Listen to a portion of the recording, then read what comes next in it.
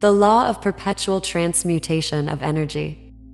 This law explains that everything in the universe that we can see, hear, smell, taste, or touch, together with our emotions, is the manifestation of energy in various levels of vibration. Energy is in a constant state of transmission and transmutation.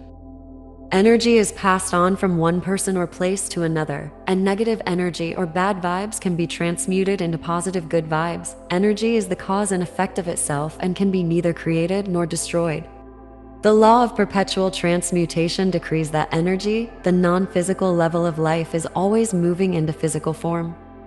Thoughts are energy, therefore, any idea or image that is held in the mind and properly nourished must move into its physical counterpart, because the emotions are expressed through the body, and the body moves into action which produces the results. This law explains the creative process. It also explains prayer. Prayer is the movement that takes place between spirit and form with and through you. The law of perpetual transmutation of energy states that energy is constantly moving, transmuting, or transferring, and it is always in motion, hence the word perpetual. This continuous metamorphosis never stops. Everything is always changing, and nothing stays constant. In addition to its constant state of movement, energy just is. It exists, it cannot disappear, it cannot go away, it cannot add to itself. As you may have heard in physics class, energy cannot be created nor destroyed. As the name suggests, it is perpetual and it is always transforming.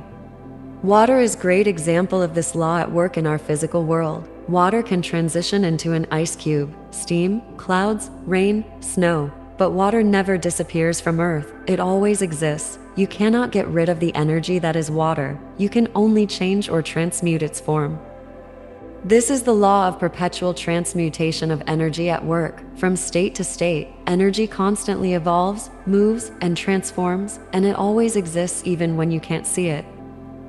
The law of perpetual transmutation of energy means that you can also transmute your own energy in order to manifest things you want. If energy is always in motion, you can use this knowledge to move through the different forms of energy to your benefit. An example of this would be to take excitement that you may feel and channel it into creativity, taking your happiness and transmuting it into a visualization exercise, or channeling your anger into power during a workout. You're likely doing this already without even thinking about it. We see this transfer of energy all the time in the world around us, forming an idea into product, ice into water, decay into life. Energy can cycle within us too. All energy can be transformed. All energy manifests. How to use the law of perpetual transmutation. You have to hold the idea in your mind, internalize and emotionalize it. When you do that, you're allowing energy to flow into your consciousness. It flows to and through you. You use the energy to build and hold the pictures of what you want. The more you do this, the easier it becomes to do. Once internalized, the image must move into form. The law of perpetual transmutation clearly states that energy is forever moving into form, through form, and back into form. The energy flows in and we give it an image.